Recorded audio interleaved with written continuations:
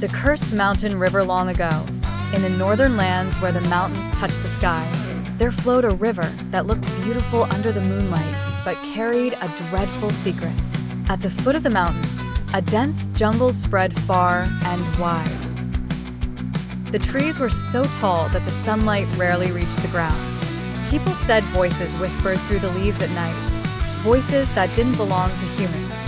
Deep inside this jungle, hidden behind mist, stood a black stone palace. Its towers were broken, yet the windows always glowed with pale blue light. Nobody knew who lived there, for anyone who entered was never seen again.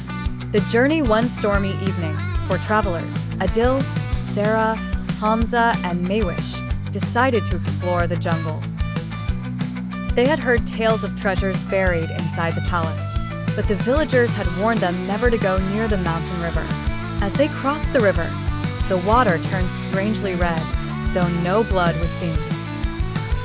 They heard drums echoing from the cliffs above, and shadows moved beneath the water as if something alive was watching.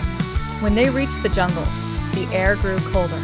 The trees seemed to bend towards them, their twisted branches scratching like claws.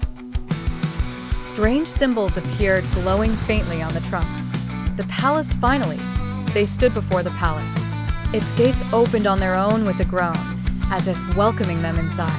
Inside, the walls were covered with faded paintings, portraits of kings and queens with eyes that seemed alive. A grand hall stretched forward with a throne made of bones. Suddenly, the doors slammed shut behind them. A screeching voice filled the air. "You crossed the cursed river, now you belong to me." The shadows from the walls slipped down like living smoke and wrapped around the travelers.